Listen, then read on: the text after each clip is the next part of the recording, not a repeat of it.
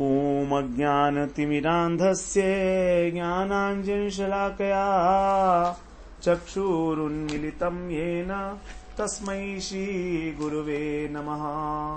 वन्देऽहं श्रीगुरो श्रीयुत्पदकमलं श्रीगुरून् वैष्णवांश्च श्रीरूपं साग्रजातं सहगण रघुनाथान्वितं तं सजीवं साद्वैतं सावधूतं परिजनसहितं कृष्ण चैतन्यदेवं श्रीराधा कृष्ण पादान् सहगण ललिता श्री विशाखान्वितांश्च तमादिदेवं करुणानिधानं तमालवर्णं सुहितावतारम् अपार संसार समुद्र सेतुं भजामहे भागवत स्वरूपम्। हे देव हे दैत हे भुवनैक बंधो, हे कृष्ण हे चपल हे करुणैक सिंधो, हे नाथ हे रमण हे नयनाभिराम, हा हा कदानुभवितासि पदं दृशोर्मे। श्री कृष्ण चैतन्य प्रभो नित्यानंदा, श्री अद्वैत गदाधर शिव सदी गौर भक्त वृंद। हरे कृष्ण कृष्ण कृष्ण हरे हरे, हरे राम राम राम हरे हरे। हरे कृष्णा। सर्वप्रथम मैं अपने गुरुपाद पद्म ओम विष्णुपाद अष्टोत्तर शत श्री श्रीमद् भक्ति वेदांत माधव गोसाई महाराज के चरण कमलों में अनंत कोटि दंडवत प्रणाम ज्ञापन करता हूं। हम लोग चतुर्थ स्कंध में श्रीमद् भागवत पुराण में जो मोक्ष प्रधान सृष्टि प्रकरण है, जिसको 8 अध्याय में वर्णन किया गया है, उसमें हम जो 24वें अध्याय से आरंभ होकर और स्कंध के अंत तक अर्थात 31वें अध्याय तक जिसका वर्णन है, उस प्रकरण में 25वें अध्याय में हम पुरंजन उपाख्यान का श्रवण कर रहे हैं। नारद जी जब प्रचेता लोग जो हैं वो जब चले गए तप करने के लिए, रुद्र गीत को सुनकर भगवान रुद्र ने जो उनको उपदेश दिया था स्तोत्र का पाठ करते हुए 10,000 वर्षों तक उन्होंने जल में खड़े होकर तपस्या की। दूसरी ओर जो उनके पिता थे प्राचीन बरही, वे कर्म कांड में लगे हुए थे, अनेक अनेक प्रकार के यज्ञ करते थे। इतने यज्ञ किए थे उन्होंने कि सारी पृथ्वी जो है वो कुष्ठ से पट गई थी। पूर्वाभिमुख कुष्ठ जो होता है उसको पूर्व की ओर उसकी नोक रखी जाती है, अग्रभाग कुष्ठ का, तो इसलिए उसको बोलते हैं प्राचीर बरही। बरही बोलते हैं जो कुश होते हैं उनके समुदाय को, समूह को। तो वो सभी पूर्व दिशा की ओर रखे गए थे और पूर्व दिशा को बोलते हैं प्राची, तो इसलिए उनका नाम हो गया प्राचीन बरही। तो प्राचीन बरही अत्यंत जो है कर्मकांडी थे, और कर्मकांड में जानते ही हैं हम यज्ञ किए जाते हैं, पशुओं की बलि दी जाती है। तो नारद जी को उनके ऊपर करुणा आई। नारद जी अकारण करुण हैं, और भागवत के अंदर कई प्रसंग हैं कि नारद जी जो है करुणा करके उनको उपदेश देते हैं, और जिसने भी नारद जी के दर्शन किए उसको भगवत प्राप्ति हुई है। ये एक विशेष बात है श्रीमद् भागवत पुराण में, जिसको भी नारद जी ने दर्शन दिए हैं उसको भगवत प्राप्ति हुई है, चाहे वो असुर हो, चाहे वो मनुष्य हो, चाहे वो देवता हो। ध्रुव जी को दर्शन दिए, प्रहलाद जी को शिक्षा दी उन्होंने, और हिरण्यकशिपु को मिले जाकर, तो सबको जो है भगवत प्राप्ति हुई है। हिरण्यकशिपु को भगवान ने दर्शन तो दिए ही थे, नरसिंह भगवान ने उसको मारा था, उद्धार भी हो गया था। हिरण्यकशिपु को बताया था उन्होंने, भगवान ने, कि तुम्हारे पिता का तो उद्धार हो ही जाएगा। तो इस प्रकार से नारद जी को करुणा आई, वो उसके पिता के पास, प्रेताओं के पिता के पास, प्राचीन बरही के पास बोले, जिज्ञासा उत्पन्न की तत्व ज्ञान के लिए कि जो तुम कर रहे हो इससे ना तो तुमको आत्यांतिक दुखों की निवृत्ति होगी और ना ही परमानंद की प्राप्ति होगी। कर्म जो है वो कभी भी हमको इस संसार सागर से बाहर नहीं ले जा सकता, क्योंकि कर्म जो है वो दैहिक धर्म है, वो जड़ है, अनित्य है। तो कर्म का फल जो है वो तो क्षीण होगा ही होगा, चाहे स्वर्ग की प्राप्ति हो जाए, स्वर्ग से फिर वापस आना पड़ेगा यहीं पर ही। फिर नारद जी ने उनको दिव्य दृष्टि दी और बताया, देखो ये जितने तुमने पशु बलि दिए हैं, निर्दोष पशुओं की हत्या की है यज्ञ में, वो सब तुम्हारी इंतजार कर रहे हैं आसमान में, और जब तुम जाओगे तो अपने लोहे के सींग से तुमको छेदन करेंगे तुम्हारे शरीर का, तब तुम्हें कितना कष्ट होगा सोचो तो। इस प्रकार प्राचीन बरही के हृदय के अंदर जो है जिज्ञासा उत्पन्न हुई। वो कहते हैं कि आप मुझे तत्व ज्ञान का उपदेश दीजिए, क्या है। तो उनकी स्थिति तो इस प्रकार की नहीं है कि वो तत्व ज्ञान को धारण कर सकें। हमारी भी वैसी ही स्थिति है, तत्व ज्ञान को धारण करने की सामर्थ्य हमें कहां है। तो दृष्टांत के माध्यम से नारद जी समझा रहे हैं। पुरंजन उपाख्यान में 5 अध्याय हैं, जिसको ज्ञान पंचाध्यायी कहा जाता है भागवत में, 25वें अध्याय से लेकर 29वें अध्याय तक। तो पुरंजन नाम का एक राजा था, वो ढूंढ रहा था मैं कहां पर रहूं, अनेक अनेक प्रकार की उसकी इच्छाएं थी, लालसाएं थी, ढूंढ रहा था। तो हिमालय के शिखर पर उसको एक 9 द्वार वाली पुरी दिखाई दी, नगर। ये नगर कोई और नहीं, हमारा शरीर जो है उसमें 9 छेद हैं, तो 9 द्वार हैं, उसी को यहां पर कहा गया। और पुरंजन क्या है, आत्मा है, तो जीवात्मा। तो जब वो ढूंढ रहा था तो उसको पसंद आ गई। वहीं पर ही उसको एक स्त्री आती हुई दिखाई दी, सुंदरी थी, बहुत सुंदर थी वो। तो वो उसके प्रति प्रणय निवेदन करता है, उसकी सुंदरता के प्रति आकृष्ट हो जाता है। और वो सुंदरी भी जो है उससे कहती है कि हाँ बिल्कुल ठीक ही है, मैं जो है आपके साथ आपको सारे भोग प्रोवाइड करूंगी, आप 100 वर्ष तक यहाँ पर मेरे साथ रहिएगा, यहाँ पर इस नगर के अंदर हम लोग काम सुख का उपभोग करेंगे। और जो गृहस्थ आश्रम है वही वास्तव में कल्याण का एक साधन है। जो गृह त्यागी लोग हैं उन्हें क्या मालूम कि घर के सुख में कितना आनंद है। जब बच्चा किलकारी मारकर हंसता है तो कितना आनंद मिलता है माता पिता को। तो गृहस्थ आश्रम जो है वही धर्म अर्थ काम को देने वाला है। तो सन्यासी लोग जो है, विरक्त जो है, वो इसको क्या समझेंगे। इस प्रकार से उसको जो है प्रलोभन देती है और उसके प्रति अनुरक्त हो जाती है। दोनों जो है एक दूसरे की प्रशंसा करके प्रणय निवेदन करते हैं और फिर जो है मुस्कान के द्वारा समझ जाता है पुरंजन की अब ये जो स्त्री है ये मेरे को स्वीकार करने के लिए तैयार है। तो नारद जी कहते हैं 43वें श्लोक में कि इस प्रकार एक दूसरे की बात का उन्होंने समर्थन किया और 100 वर्ष तक आनंद का उपभोग किया उस पुरी में रह के। गायक लोग वहां पर पुरंजन की कीर्ति को गाया करते थे और जो राजा था वो ग्रीष्म ऋतु में अनेक स्त्रियों के साथ जो है जल क्रीड़ा करता था सरोवर में जाकर। इस प्रकार से वो आनंद का भोग कर रहे थे। 45वें श्लोक में कहते हैं सप्तो परिकृता द्वार पुरस्तस्यास्तु द्वे अधः पृथग विषय गत्यर्थम तस्याम यह कश्चनेश्वर।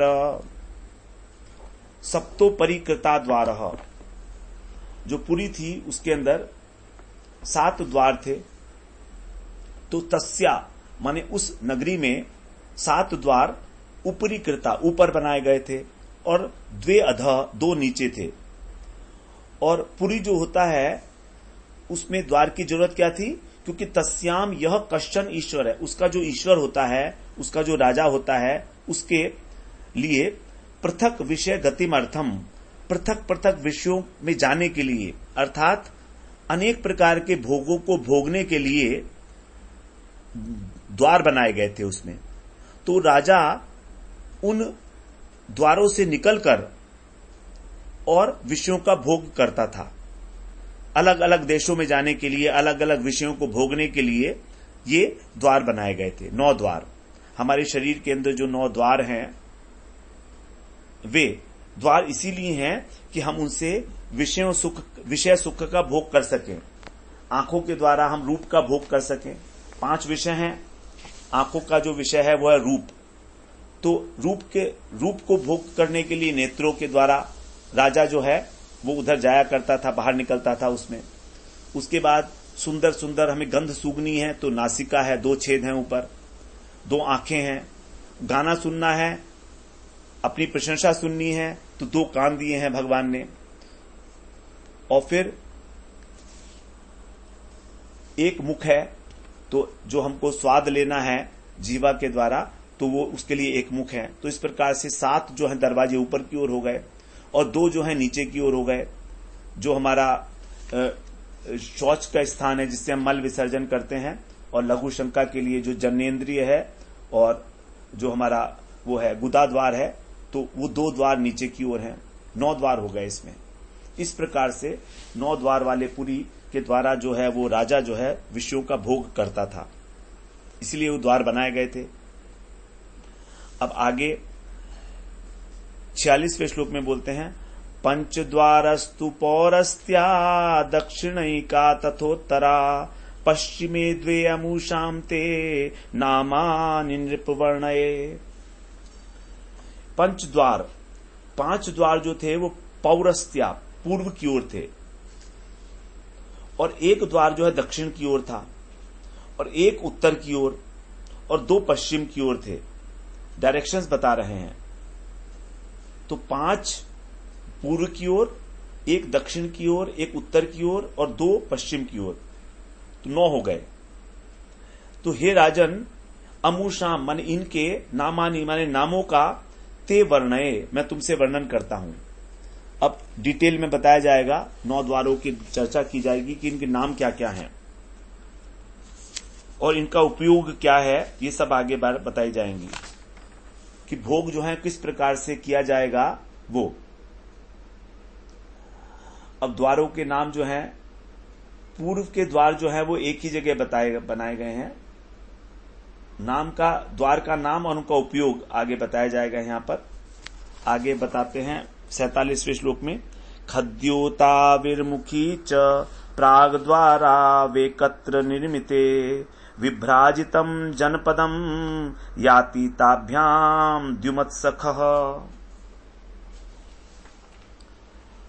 खद्योता और अविर्मुखी ये 2 नाम हैं।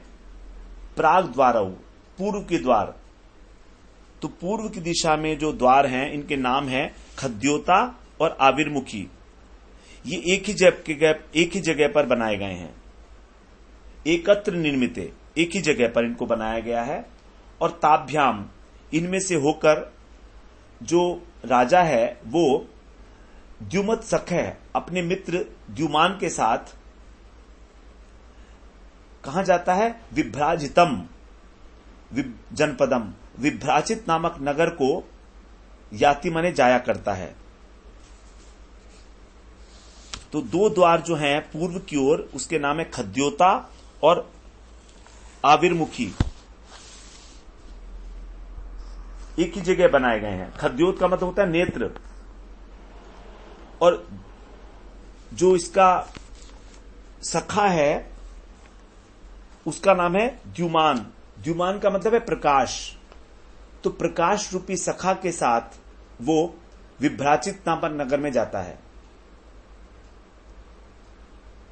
खद्योता और आविर्मुखी 2 द्वार जो हैं, आंखें हैं ये एक ही जगह बनाए गए, और राजा पुरंजन उसके साथ, द्युमान का मतलब होता है प्रकाश। प्रकाश के द्वारा ही हमको नेत्रों से जो है रूप का पान किया जाता है, रूप का आस्वादन होता है। तो इस प्रकार से यहां पर ये बताया। अब आगे 48वें श्लोक में बोलते हैं, नलिनी नालिनी च प्राग द्वारा वेकत्र निर्मिते अवधूत सखस्ताभ्याम विषयम याति सौरभम। 48वें श्लोक में कह रहे हैं, नलिनी और नालिनी ये नाम है पूर्व की ओर, प्राग द्वारा, ये भी पूर्व की ओर ही है। क्योंकि पहले बताया ना कि जो पूर्व की ओर द्वार है वो 5 द्वार हैं।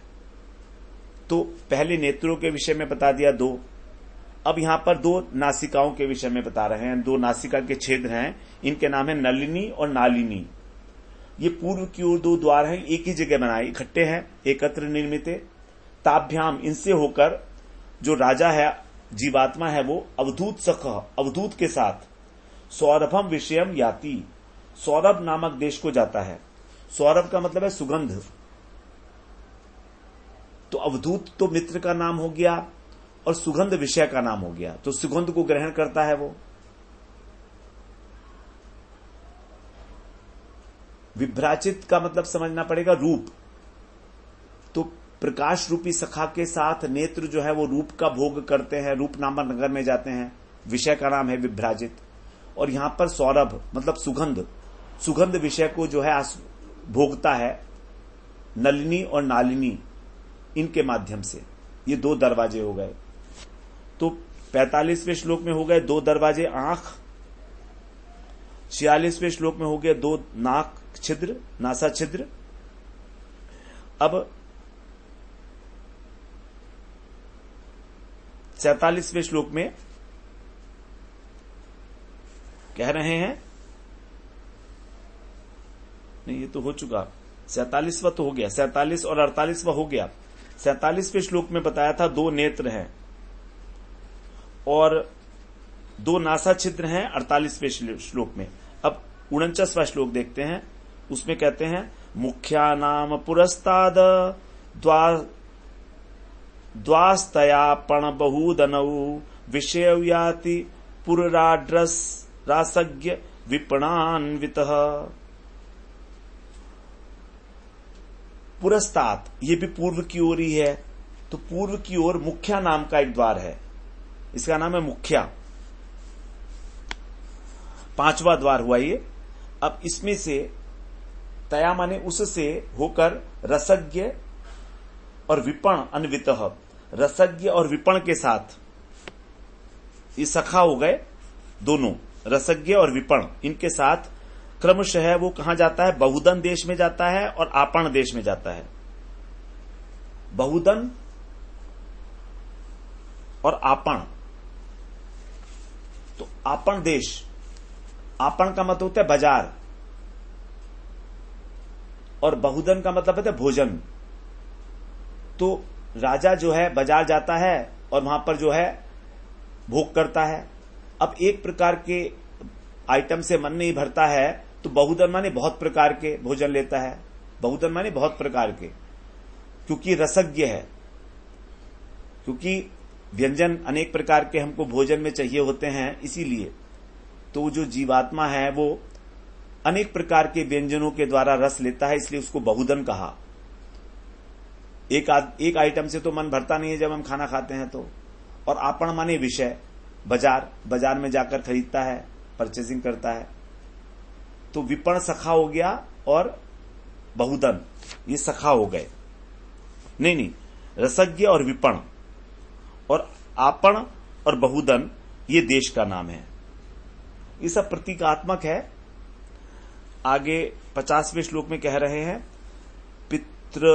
पितृहूर नृपपुरिया द्वार दक्षिणेन पुरंजनः राष्ट्रम दक्षिण पंचालम याति श्रुत धरान्वितः। तो 5वां द्वार हम लोग श्रवण किए 49वें श्लोक में। अब ये 50वें श्लोक में जो है ये कान के विषय में कह रहा है। 2 कान जो हैं, पितृहूर नृपपुरिया,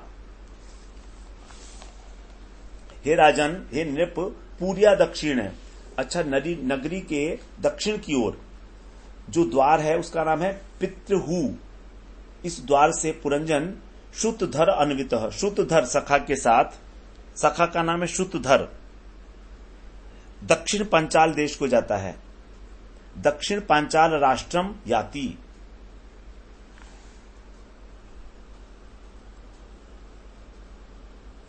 पितृहू नाम के द्वार से। 50वें श्लोक में बता रहे हैं कि पितृहू नाम का इस द्वार है। श्रुतधर नामक सेवक सखा के साथ दक्षिण पांचाल, दक्षिण पांचाल का मतलब पंच विषय, तो दक्षिण का मतलब है अनुकूल। तो ये अपनी प्रशंसा सुनता है। प्रशंसा सुनने की बड़ी आदत होती है हम सबको, तो इसलिए कह रहे हैं कि प्रशंसा सुनता है कान के द्वारा श्रुतधर नामक सेवक के साथ। ये प्रवृत्ति मार्ग है, क्योंकि पितृ नाम है ना, पितर जो होते हैं वो प्रवृत्ति मार्ग के अंदर हमको जो है वो लगाते हैं। पितर, क्योंकि दो प्रकार के मार्ग हैं, प्रवृत्ति और निवृत्ति। तो प्रवृत्ति मार्ग में लगाने वाले होते हैं पितर। पितर का मतलब है जो संतान उत्पन्न करने के लिए प्रेरणा करते हैं और सहायता भी करते हैं। तो इस प्रकार जो पितर लोग हैं वो अनुकूल बातें, प्रशंसा जो है वो सुनते हैं, हम लोग सुनते हैं अपने कानों के द्वारा। अब 51वें श्लोक में कहते हैं देवहुर नाम पुरिया द्वा उत्तरेण पुरंजनः राष्ट्रमुत्तर पांचालम याति श्रुत धरान्वितः। ये दूसरे कान के लिए कह रहे हैं अब कि उत्तर की ओर जो है देवहू नाम का द्वार है। पूर्व की ओर तो हो गया मुख्या नाम का द्वार, और दक्षिण की ओर जो है पितृहु नाम का जो द्वार है, उससे ये भी पितृहु है, नहीं ये तो हम कर लिए थे। पुरी 51वें श्लोक में बोल रहे हैं ना हम, देवहुर नाम पुरिया, तो पुरी के उत्तर के अंदर देवहू नाम का द्वार है। पहला वाला था पितृहु और यह देवहू। तो दो प्रकार के जो मार्ग है, प्रवृत्ति और निवृत्ति। निवृत्ति मार्ग का मतलब है देव मार्ग, और प्रवृत्ति का मतलब है पितृ मार्ग, पितरलोक। तो देवहू जो देवताओं का वाला मार्ग है, यह है हमारा निवृत्ति मार्ग। तो देवहू नाम के द्वार से वो श्रुतधर के साथ अर्थात कान के साथ उत्तर पांचाल नामक राष्ट्र को जाता है पुरंजन। उत्तर पांचाल, तो पहला था दक्षिण पांचाल और यह है उत्तर पांचाल। दक्षिण का अर्थ होता है अनुकूल बातें, और उत्तर का मतलब है प्रतिकूल बातें सुनने में भी अब वो तैयार है। तो चाहे अनुकूल लगे ना लगे, लेकिन वो बात भी अब सुनेगा ये इस कान से जो उत्तर की ओर खुलता है। अर्थात जैसे कथा है भगवान की, तो कथा भगवान की जो निवृत्ति मार्ग है, संसार से हमें दूर करता है, तो यहां पर चाहे अच्छा लगे या ना लगे तो भी उसको सुनेगा। तो इसलिए उसको कहा गया कि ये उत्तर मार्ग है। और यहां पर उत्तर पांचाल देश इसको बताया गया। अब 52वें श्लोक में बोलते हैं आसुरी नाम पश्चाद द्वास्तया याति पुरंजनः ग्रामकम नाम विषयम दुर्मदेन समन्वितः। पूरिया माने पुरी के उत्तर में एक और है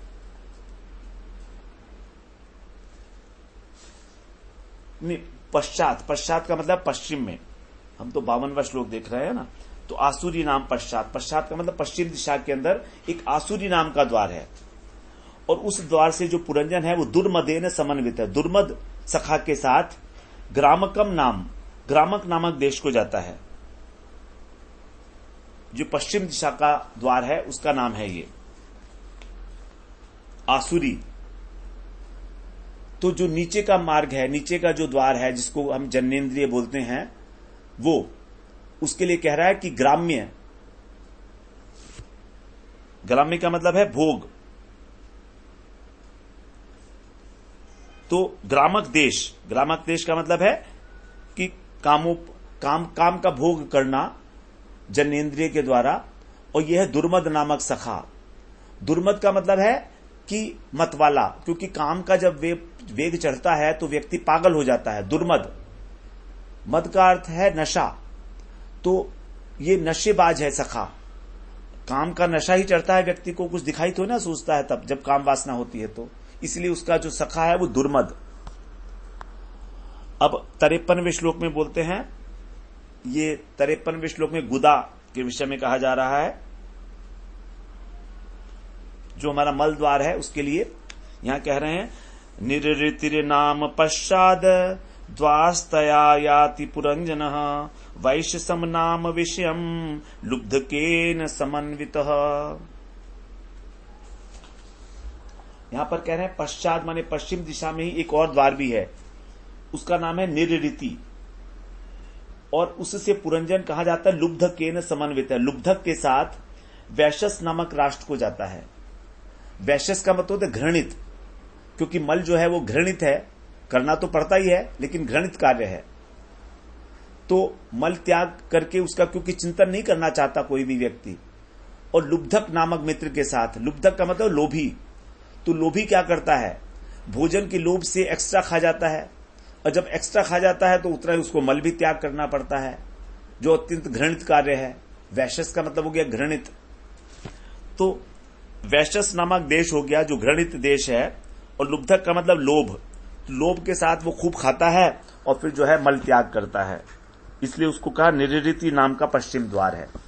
तो पश्चिम में जो दो द्वार है वो हो गए हमारी गुदा और जननेन्द्रिय। इस प्रकार से द्वारों का वर्णन है। बड़ा सोच समझ के सब नाम रखे गए हैं। ये समझ में तो नहीं आ रहे हैं, लेकिन थोड़ा थोड़ा समझने की चेष्टा कर रहे हैं हम लोग। 53वें श्लोक में बोलते हैं,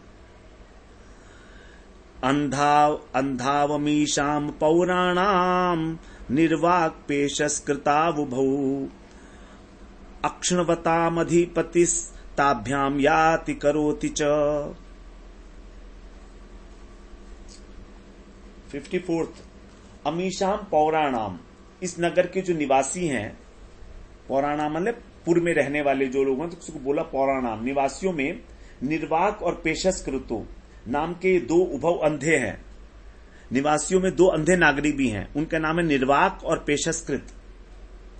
अक्षुणताम, जो आंख वालों, जो पुरंजन है वो आंख वाला नागरिकों का अधिपति है, उसके जो प्रजा के लोग हैं उन सबके पास आंखें हैं। ऐसा स्वामी होने पर भी ताभ्याम याति, इनकी सहायता से जहां तहां जाता है और सब काम करता है। अर्थात जो इसकी पुरी के अंदर दो अंधे नागरिक हैं उनका साथ सहायता लेता है काम करने में ये जो पुरंजन है। यद्यपि इसके शहर के अंदर, इसके नगर के अंदर आंख वाले लोग भी हैं, तो भी तो दो अंधे कौन है ये? निर्वाक और पेशस्कृत, इन द्वारों से। ये द्वार नहीं है, तो पेशस का मतलब होता है चिकना। तो जो उचित और अनुचित का जो बोध नहीं करता उसको बोलते हैं अंधा। तो ये उचित कोई भी कार्य करने में उचित और अनुचित का ध्यान नहीं रखता है। तो जो हमारा मन है, इंद्रियों का अधिपति, वो पुरंजन के रूप में इन द्वारों से आवागमन करता है।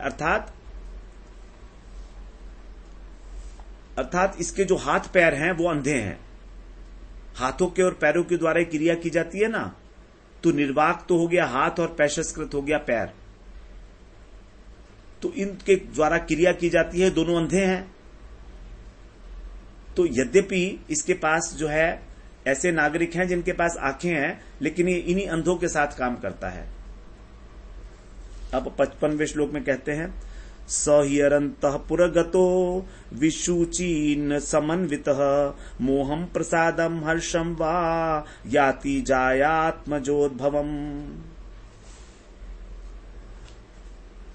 सौ माने वह पुरंजन, यदि माने जब विशुचीन समन्वित है, विशुचीन के साथ अंतःपुर में जाता है, तब जाया माने स्त्री और आत्मोज भवम, पुत्रों से उत्पन्न जो मोह है या प्रसन्नता है अथवा हर्ष है उसको प्राप्त करता है।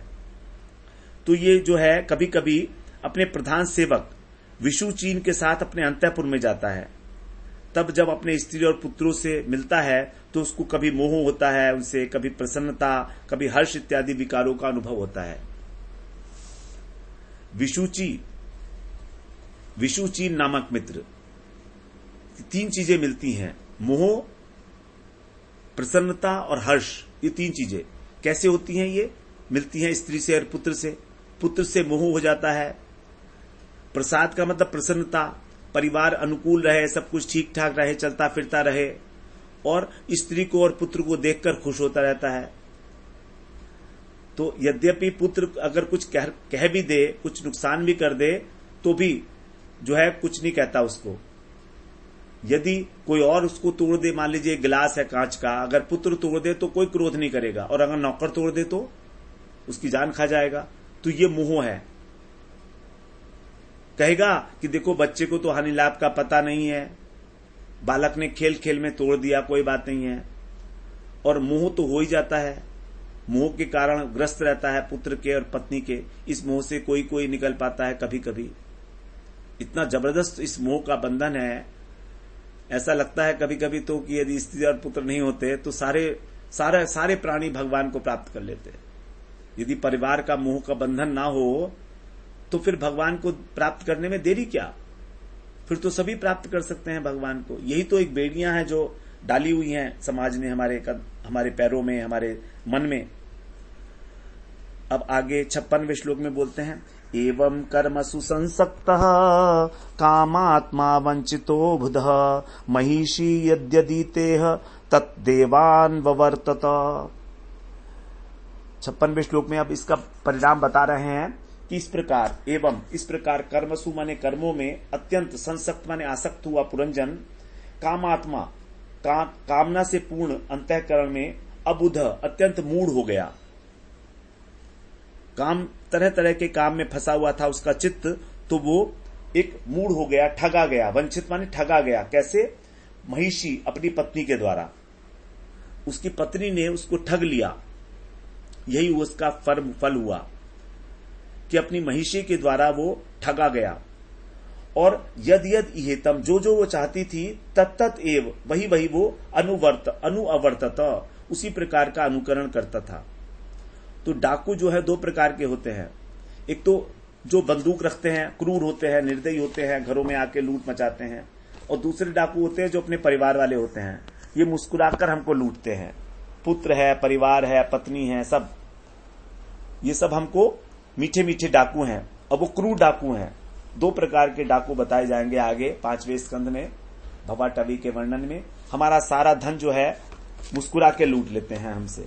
अब कितना पैसा कमाता है आदमी देखिए ना, और अपने लिए कहाँ कमाता है? अपने परिवार के लिए कमाता है।